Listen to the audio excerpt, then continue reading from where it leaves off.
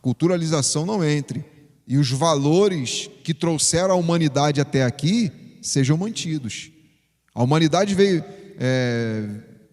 ao longo dos séculos, dos anos, veio vindo até aqui através de valores.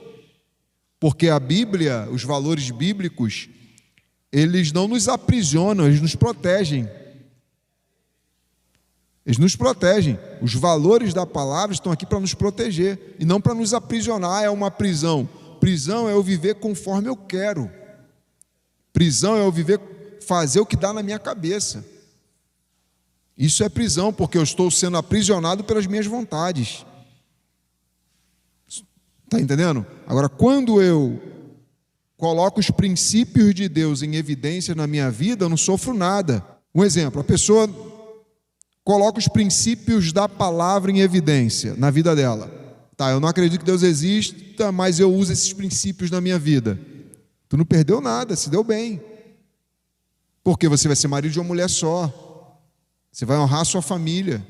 Você vai ensinar a agir com justiça para com você mesmo, que você não vai se deteriorar através de drogas, você não vai se deteriorar através de bebidas alcoólicas, você não vai entrar em vícios, porque a Bíblia te ensina a fugir de tudo aquilo que te domina, para não se tornar seu Senhor.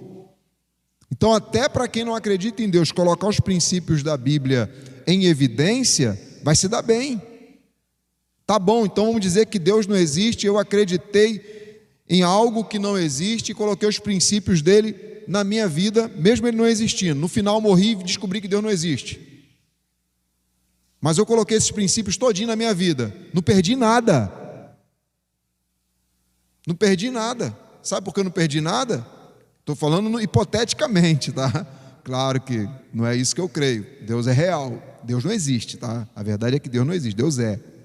Existir é algo que um dia nunca existiu, passou a existir. Ser sempre foi. Por isso que quando Moisés perguntou sobre Deus, falou assim: Senhor, eu vou lá em Faraó, vou falar com ele. O que eu digo para ele? Quem me enviou lá? Se ele me perguntar quem me enviou, o que eu falo? Aí Deus falou assim, fala para ele, Êxodo capítulo 3, versículo 14, tá? Fala para ele que o eu sou te enviou, que no hebraico quer dizer R-E, Axé, R-E, ou no grego quer dizer ego eimi, eu serei o que serei. Foi isso que Deus falou. Não fala para Deus, não falou assim, fala para Faraó que eu existo. Não. Deus falando sobre ele falou, eu sou. Eu sou é atemporal. Aponta para algo atemporal. Estão entendendo?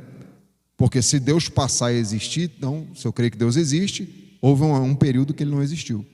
Não, a Bíblia diz que Deus é. Amém?